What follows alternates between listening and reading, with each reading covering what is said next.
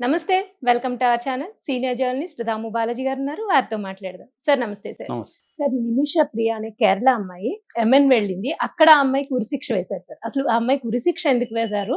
అలాగే వాళ్ళ తల్లిదండ్రులు ఇప్పుడు రిక్వెస్ట్ చేసుకుంటున్నారు ఆ ఉరిశిక్ష క్యాన్సిల్ చేయమని. యాక్చువల్లీ ఇది 2017లో ఉరిశిక్ష వేశారు సార్. ఇప్పుడు దాన్ని అమలు చేస్తారు అనే న్యూస్ వచ్చింది. అసలు ఈ నిమిష ప్రియ ఎవరు? ఎందుకని ఆ అమ్మాయికి అక్కడ ఉరిశిక్ష వేశారు సార్? యాక్చువల్‌గా నేను లాంగ్ బ్యాక్ మన ఛానెల్‌లో ఈ స్టోరీ చెప్పాను. అయితే ఇప్పుడేందంటే ఈ స్టోరీ మళ్ళీ ఎందుకు బయటకొచ్చిందంటే ఈమె గత 7 ఏళ్ల నుంచి యెమెన్ దేశంలో జైల్లో ఉంది. ఇప్పుడు ఆమె ఉరిశిక్షను ఆ దేశ ప్రెసిడెంట్ రషద్ అల్ అలెమి అనే ఆ దేశ అధ్యక్షుడు ఓకే చేసేసాడు. గ్రీన్ సిగ్నల్ ఇచ్చేసాడు ఈయన ఉరిదీసామని. సో ఇప్పుడు ఉరిదీయడానికి వాళ్ళు సిద్ధమవుతున్నారు.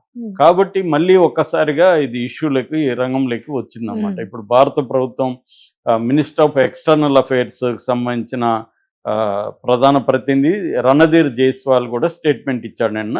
సో ఇది మళ్ళీ ఒకసారి దేశంలో వైరల్ అవుతున్న న్యూస్. ఎందుకు అసలు ఏం జరిగింది, ఈమె అక్కడికి ఎందుకు వెళ్ళింది, అక్కడ ఏమి తప్పు చేసింది, ఈ విషయాలు మనం చెప్పుకుందాం. ప్రధానంగా ఏంటంటే ఈ నిమిష ప్రియ అనే అమ్మాయి నర్సు అనమాట. బేసిక్గా నర్సింగ్ చదివింది. జనరల్గానే కేరళలో ఎక్కువ మంది అమ్మాయిలు నర్సింగ్ చదివి గల్ఫ్కి వెళ్తుంటారు. అలాగా అందుకనే ఒక దశలో మన ఉమ్మడి ఆంధ్రప్రదేశ్లో కూడా తెలుగు రాష్ట్రాల్లో నర్సింగ్ కాలేజీలు అంతా కూడా వాళ్ళ మీద ఆధారపడ్డాయి. ఇప్పటికి కూడా మన హాస్పిటల్లో చాలామంది కేరళ నర్సెస్ ఉంటారు అన్నమాట. సో అలాగా ఈమె నిమిష ప్రియ కూడా పాలక్కాడ్ దగ్గర ఒక విలేజ్. అక్కడ నుంచి ఆమె యెమెన్లో ఆమెకి ఛాన్స్ వచ్చింది. యెమెన్లో 2008లో ఆమె యెమెన్కి వెళ్ళింది. అయితే దాని తర్వాత ఆమెకి ఇక్కడ సంబంధం కుదిరింది ఒక అబ్బాయితో. ఆ అబ్బాయి ఎలక్ట్రీషియన్. సో ఇక్కడికి వచ్చింది 2011లో వెళ్ళింది. 2011లో ఇండియాకి వచ్చి టామీ థామస్ అనే ఒక ఎలక్ట్రీషియన్ని పెళ్లి చేసుకుంది. ఇతన్ని కూడా అక్కడికి తీసుకెళ్ళింది. ఇతను అక్కడ ఒక ఎలక్ట్రీషియన్కి అసిస్టెంట్ ఎలక్ట్రీషియన్గా జాయిన్ అయ్యాడు. కాకపోతే యెమెన్లో శాలరీస్ చాలా తక్కువ ఉన్నాయి. ఈ లోపల వీళ్ళకి ఒక పాప పుట్టింది 2012లో.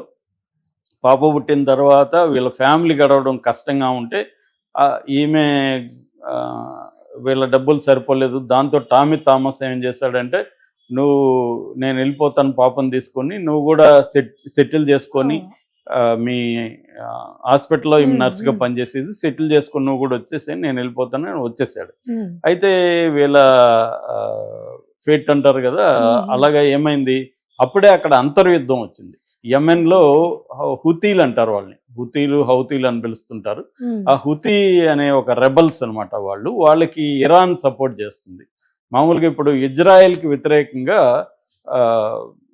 ఒక యాక్సిస్ ఆఫ్ రెసిస్టెన్స్ అని ఒక వింగ్ని తయారు చేసింది ఇరాన్. అంటే యెమెన్లు కావచ్చు, తర్వాత పాలస్తీనా రెబల్స్ కావచ్చు, ఇటు లెబనాన్లో కొంతమంది రెబల్స్ని, ఇలాగా ప్రతి దేశంలో ఒక రెబల్ గ్రూప్ని, ఆ సాయుధ గ్రూప్ని రెడీ చేసింది అనమాట.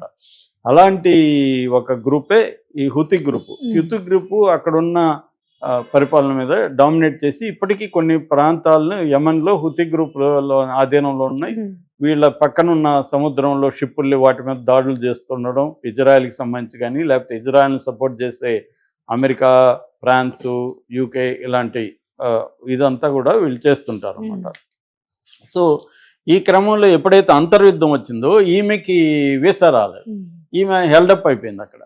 అక్కడ హెల్డప్ అయిపోయేసరికి ఆమె అక్కడ ఉన్న తన పరిచయాలను ఉపయోగించుకొని క్లినిక్ పెడదాం అనుకున్నారు. ఈమెకి అక్కడ ఒక అతను తలాల్ అబ్దో మెహదీ అనే ఒక అతను పరిచయం అయ్యాడు. హాస్పిటల్కి సంబంధించి పరిచయం అయితే అక్కడ ఉన్న రూల్ ప్రకారం ఏంటంటే, అక్కడ ఏం వ్యాపారం పెట్టాలన్నా బయట వాళ్ళు పెట్టడానికి లేదు, వాళ్ళ పేరుతోనే పెట్టాలి, లోకల్ వాళ్ళ పేరుతో. సో అందుకని ఈ మెహదీ, తలాల్ అబ్దో మెహదీ ఎవడైతే ఉన్నాడు, అతని పేరు మీద చిన్న క్లినిక్ పెట్టుకుంది. అక్కడ క్లినిక్ పెట్టుకున్నప్పుడు అతని పేరు మీద ఉంటుంది. అతనికి ఏంటంటే క్లినిక్ ఏమి కష్టపడి కొద్దిగా డెవలప్ చేసింది. ఇది బాగుండేసరికి అతనికి గ్రీడ్ వచ్చింది. గ్రీడ్ వచ్చి అతను ఏం చేశాడంటే పాస్పోర్ట్ అన్నీ అతని దగ్గర పెట్టుకున్నాడు. అతని భార్యని అందరికి పరిచయం చేసేసాడు. చేసి అతను డబ్బులు మొత్తం అతను లాగేసుకోవడం మొదలుపెట్టాడు. దాంతో ఈమె కేసులు పెట్టింది అతని మీద. కేసులు పెడితే ఈమె మీదనే కేసులు పెట్టి ఈమెని 7 రోజులు జైల్లో కూడా ఉంచారు ఆ టైంలో. ఉంచితే ఈమెకి ఏంటంటే అక్కడ జైలు వార్డెన్ పరిచయం అయ్యాడు. పరిచయం అయ్యి అతనికి చెప్పింది ఈ స్టోరీ అంతా. ఇలాగా నన్ను వేధిస్తున్నాడు వాడు, పాస్పోర్ట్ అంతా అతని దగ్గర ఉంది అంటే, ఇతను జైలు వార్డెన్ ఏం చెప్పాడంటే, నువ్వు వాడికి మత్తుమందు ఇచ్చేసేయి, మత్తులో ఉన్నప్పుడు అతని దగ్గర మనం దొంగిలిద్దాము మన పాస్పోర్ట్ ఇవన్నీ పేపర్లు, నువ్వు వెళ్ళిపోదు. ఈమె ఏంటంటే వెళ్ళిపోదాం అనుకున్నది కానీ క్లినిక్ పెట్టడానికి అప్పులు కూడా చేసింది ఈమె కేరళ నుంచి. అందుకని వచ్చేసే పరిస్థితి కూడా లేదు. రెండోది పాస్పోర్ట్ వాడి దగ్గర ఉంది. అందుకని ఈమె ఏం చేసింది, ఆ వార్డెన్ సహకారంతో ఇతనికి మత్తుమంది ఇచ్చింది.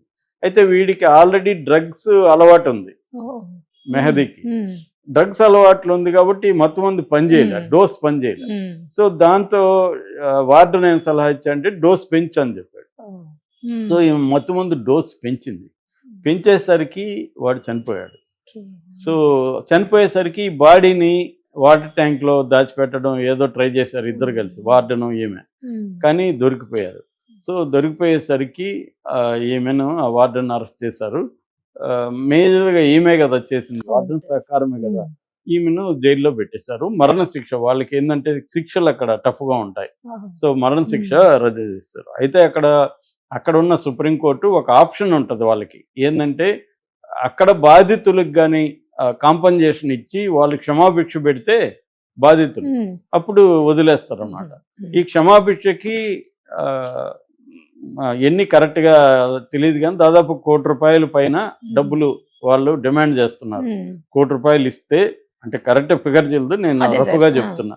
₹1,00,00,000 ఇస్తే మేము క్షమాభిక్ష ఇస్తాం. ₹1,00,00,000 వీళ్ళ దగ్గర లేదు. తల్లి ఏమో ఈమెకి భర్తతో కూడా మధ్యలో గొడవలు వచ్చి విడిపోయినారు, థామస్తో కూడా విడిపోయినారు.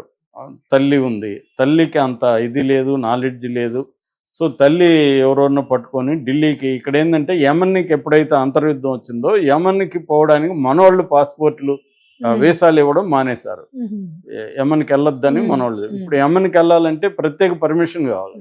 ఈమె సుప్రీంకోర్టు వరకు వెళ్ళి కొట్లాడుతుంది పర్మిషన్ ఇవ్వమని. సుప్రీంకోర్టు కూడా ఈమె పర్మిషన్ ఇవ్వమని చెప్పింది. ఈమెకి పర్మిషన్ ఇచ్చిన అక్కడికి వెళ్ళిన డబ్బులు ఎలాగా, డబ్బులు కూడా రకరకాలుగా కేరళలో ఉండే బిజినెస్ మ్యాన్లు కొంత దుబాయ్లో గల్ఫ్లో ఉంటారు కదా, అలాంటి వాళ్ళ దగ్గర అంతా కూడా ఈమె అడుక్కొని వాళ్ళంతా ఇవ్వడానికి ట్రై చేసి కొంత కలెక్ట్ కూడా అయింది. కానీ అది సరిపోయినట్లేదు, వాళ్ళ క్షమాభిక్ష పెట్టలేదు. ఇలాగా నడిచింది మొత్తానికి. ఒక గవర్నమెంట్ కూడా వాళ్ళతో, మన గవర్నమెంట్ ఎందుకంటే అక్కడ రెబల్స్ గందరగోళంగా ఉంది పరిస్థితి. వాళ్ళు మన సాధారణమైన దేశాలైతే మోడీ ప్రభుత్వం ఇలాంటి విషయాలను బాగా డీల్ చేస్తుంది. ఆ మధ్య కూడా ఖతార్లో మన ఎక్స్ మిలిటరీ వాళ్ళకి 8 మందికి మరణశిక్ష వేస్తే కూడా మోడీ ప్రభుత్వం సక్సెస్ఫుల్ గా డీల్ చేసి వాళ్ళని తీసుకురాగలిగింది. ఫారిన్ పాలసీ విషయంలో నేను ఎప్పటి నుంచో గమనిస్తున్నాను, మోడీ ప్రభుత్వం గత ప్రభుత్వ విధానాలనే ప్రధానంగా కంటిన్యూ చేస్తూ ఇంకా ఎఫెక్టివ్గా పనిచేస్తుంది. మన ఫారిన్ మినిస్టర్ జయశంకర్ కూడా very well knowledgeable person. So Modi and Jaishankar కలిసి చాలా విషయాల్లో సక్సెస్ఫుల్గా ఉన్నారు. అయితే కొన్ని విషయాల్లో ఎట్లాగో ఇబ్బందులు ఉంటాయి. ఎంత ఎఫెక్టివ్గా మనం ఉన్నా వాళ్ళు ఉండాలి కదా. ఇప్పుడు బంగ్లాదేశ్తో గొడవ, అందులో కూడా జాగ్రత్తగా మన వాళ్ళు డీల్ చేస్తున్నారు. కానీ అవి ఆ దేశ ప్రయోజనాలు దృష్టిలో పెట్టుకొని కొన్ని శక్తులు మనకు అనుకూలంగా ఉండవు. అలాగా మనకి ఇబ్బందులు చుట్టుపక్కల ఉన్న దేశాలతో ఉన్నాయి. అదొక కాంప్లెక్స్ సబ్జెక్ట్ అనుకోండి జియో పాలిటిక్స్ అనేది. ఏదేమైనా ఇప్పుడు దీన్ని డీల్ చేయడానికి ఇండియన్ గవర్నమెంట్ కూడా ఇబ్బందులు ఉన్నాయి. అందుకనే రణధీర్ జైస్వాల్ ప్రకటించాడు, మేము ట్రై చేస్తున్నాం అని. ఇప్పుడు ఎందుకంటే వాళ్ళ ప్రెసిడెంట్లతో మాట్లాడి దాన్ని ఆపాలి. వాళ్ళ రూల్ ప్రకారం వాళ్ళు ఆపడానికి లేదు. అప్పుడు గవర్నమెంట్ ఏమన్నా డబ్బులు పే చేసి ఆ కుటుంబాన్ని కన్విన్స్ చేయాలి. సో ఇప్పుడు ఆ కుటుంబం కన్విన్స్ కాలేదనుకో మరణశిక్ష పడిపోతుంది. సో మన దేశం నుంచి ఒక మహిళకు అక్కడ మరణశిక్ష జరిగితే రేపొద్దున మన వాళ్ళు వెళ్ళి అక్కడ పని చేసుకోవాలంటే భయపడతారు. ఎందుకంటే ఆ దేశాల్లో ఇవి ఉన్నాయి. ఏదేమైనా ఇక్కడ ఓవరాల్ గా మనం అర్థం చేసుకోవాల్సింది ఏంటంటే, ఈమె అయితే బాధితురాలు. ఎందుకంటే వాడికి గ్రీడ్ వచ్చేసి ఇచ్చేసింది. కాకపోతే ఈమె క్రైమ్ కి వెళ్ళుండకూడదు. కానీ ఈమె వెళ్ళుండకూడదని మనం చెప్తాం. కానీ ఆమె పాపం ట్రై చేసింది, పోలీసులు కేసు పెట్టింది, ఏమీ చేయలేకపోయింది. సో దానివల్ల ఇప్పుడు ఏమైపోయింది, అతను చనిపోయాడు, ఈమెకి మరణశిక్ష పడే అవకాశం వల్ల ఎక్కువ కనిపిస్తున్నాయి. దీన్ని ఎలా ఆపుతుంది అనేది ఇప్పుడు మోడీ ప్రభుత్వానికి కూడా ఒక అగ్ని పరీక్ష లాంటిది. దీన్ని ఎలా ఆపాలనేది అవును సార్. పెద్ద తలనొప్పి. ఆపకపోతేమో ఒక దేశంలో, ఎందుకంటే కేరళ వాళ్ళు ఎక్కువ గల్ఫ్లో ఎక్కువ ఉండేది, నెంబర్ 1 స్టేట్ అంటే కేరళనే. అవును సార్. సో దీన్ని ఎలా చేస్తారనేది మనం చూడాలి. ఏదేమైనా నిమిషప్రియ పాపం ఆమె అనేక రకాల బాధలకు గురి అవును అయ్యి సార్. ఒక మహిళ ఫైట్ చేసి చివరికి ఆమె ఆ జైలు వార్డెన్ దీంతో మామూలుగా చాలాసార్లు ఏం జరుగుతుందంటే జైళ్ళు మనకు ఎందుకు ఉంటాయంటే సంస్కరించడానికి. ఒక నేరస్తుడు జైలుకి వెళ్తే సంస్కరించబడి అవును సార్. రావాలని. కానీ నా ప్రత్యక్ష అనుభవం కానీ నేను చూసిన ఇది కానీ చూస్తే మామూలోడు కూడా జైలుకి వెళ్ళిన క్రిమినల్ అయి బయటకు వస్తాడు. ఎందుకంటే అక్కడ అట్మాస్ఫియర్ అలా ఉంటుంది. రీసెంట్గా స్వర్గవాసులు అని సినిమా చూస్తే కూడా మనకు అర్థమవుతుంది, తమిళ్లో వచ్చింది. అట్లాగా ఈమె జైలుకి వెళ్ళినాక ఈమె క్రిమినల్ మైండ్, అంటే ఈ తన వల్నరబుల్ సిచ్యువేషన్, ఏమి చేయలేని పరిస్థితి, ఏం చేద్దాం అనుకున్నప్పుడు అక్కడ వార్డెన్ సలహాలు ఇచ్చాడు. దాంతో ఈమెకు కూడా ఇంకా ఆ మార్గం తప్ప, వీడేమో పాస్పోర్ట్ ఇవ్వడు, ఇండియా పోవడానికి లేదు, వ్యాపారంలో వచ్చే డబ్బులంతా వాడు తీసుకెళ్ళిపోతున్నాడు. సో వాడిది తప్పు ఉంది ఖచ్చితంగా. దాంతో ఈమెమి చేయలేక ఈ పని ఎంచుకునింది. చివరికి ఆమె జీవితం కూడా ఒక టెన్షన్లో అయితే ఉంది. ఏం జరుగుతుందనేది చూడాలి. మంచి జరగాలని కోరుకుందాం. మంచి జరగాలని కోరుకుందాం. Thank you sir.